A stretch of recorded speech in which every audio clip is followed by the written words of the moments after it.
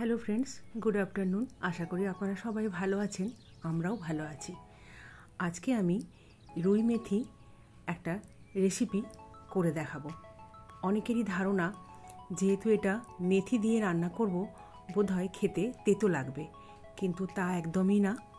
খুব সুন্দর সুস্বাদু একটা রান্না। যারা মাছের গন্ধে মাছ খেতে খুব একটা ভালোবাসে না, তারাও এই রুই মেথিটা খেতে পারবেন এবং খুবই ভালো লাগবে, আর তেতো একদমই লাগবে না। চলুন তাহলে দেখে নিই এই রুই মেথিটা কিভাবে বানাই। তার জন্য অবশ্যই রুই মাছ লাগবে, আর রুই মাছটা আমি আগে কেটে ভালো করে ধুয়ে নিয়ে নুন, হলুদ আর অল্প একটু লেবুর রস মাখিয়ে রেখে দিয়েছি। তারপরে চলুন রান্না শুরু করি। কড়াতে নিয়ে নিয়েছি অল্প করে সাদা তেল, তাতে দিলাম মেথি দানা। মেথি দানাগুলো আমি ভালো করে ভেজে নেব যতক্ষণ না ভালো গন্ধ বেরোয়, তারপর তুলে রেখে দেবো। এই দেখুন কালো কালো হয়ে গেছে ভাজা হওয়ার পর। এগুলো কিন্তু রাখা যাবে না তেলের মধ্যে, মুখে পড়লে তেতো লাগবে। এর কারণেই মনে হয় তেতো লাগবে, কিন্তু মেথি দানাগুলো যেহেতু আমি তুলে ফেলে দিচ্ছি, সেহেতু আর তেতো লাগার কোনো ভয় নেই। তারপর ওই তেলের মধ্যেই আমি দিয়েছি একটা মাত্র শুকনো লঙ্কা ফোড়ন। তার মধ্যে মিক্সিতে আগে থেকে আমি পেঁয়াজ, আদা, রসুন আর অল্প টমেটো দিয়ে একটা পেস্ট বানিয়ে রেখেছি, সেই পেস্টটা আমি দিলাম ওই তেলের মধ্যে।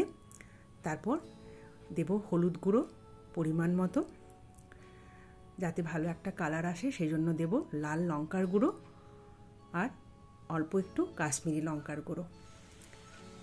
এই যে, তারপর এই সমস্ত মশলাগুলোকে ভালো করে মিশিয়ে নেব, অল্প করে জল দিয়ে দিয়ে খুব ভালো করে কষিয়ে নেব যতক্ষণ না কড়াইয়ের গা থেকে তেলটা ছেড়ে আসে। তারপর দেব পরিমাণ মতো লবণ। আপনারা এটা ঝাল পরিমাণ মতো দিতে পারেন নিজেদের টেস্ট মতো। আমি অল্প একটু ঝাল দিয়েছি। এই যে মাছগুলো আমি নুন, হলুদ আর লেবুর রস মাখিয়ে রেখেছি, সেই মাছগুলো এবার মশলাটা কষানো হয়ে গেলে তার মধ্যে এই মাছগুলো আমি দিয়ে দেব। বেশি নাড়ানাড়ি কিন্তু একদম করা যাবে না, জাস্ট মাছগুলোকে এইরকমভাবে মশলাটার উপর রেখে তার উপর কাঁচা লঙ্কা চিড়ে দিয়েছি সেগুলো একটু দিয়ে আর ঢাকা দিয়ে দেব 1 মিনিটের জন্য। ততক্ষণে আমি একটু কাঁচা মেথি দানা নিয়েছি 1/4 টিস্পুন, সেটাকে আমি হামানদিস্তের মধ্যে ক্রাস্ট করে নেব।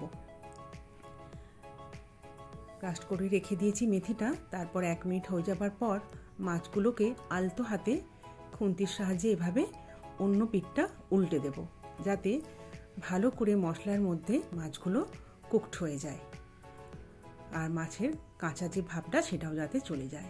তারপর 1 মিনিট ঢাকা হয়ে যাবার পর ঢাকা খুলে যে মেথি দানাটা আমি ক্রাস্ট করে রেখেছিলাম সেটা ওর মধ্যে দিয়ে দেব। দিয়ে আবার খানিকক্ষণের জন্য কিন্তু আমি এটা কভার করে দেব মাছগুলোকে উল্টে নিয়ে। মেথি গুঁড়োটা এখন দেবার সময়ই কিন্তু খুব সুন্দর একটা স্মেল আসবে, তাতেই বোঝা যাবে যে রান্নাটা মেথির গন্ধে ভরপুর, অথচ কিন্তু মেথির মতো তেতো লাগবে না খেতে। এই যে আমার রুই মেথি কিন্তু একদম রেডি। আমি সার্ভ করে দিয়েছি বোলের মধ্যে। দেখুন, দেখতেও যেমন সুন্দর লাগছে, খেতেও তেমন চমৎকার। অবশ্যই করে দেখবেন এই রুই মেথি। আর আপনারা চাইলে এটা নামানোর আগে অল্প কস্তুরি মেথি হাতে ক্রাস্ট করে ওপর থেকে ছড়িয়েও দিতে পারেন।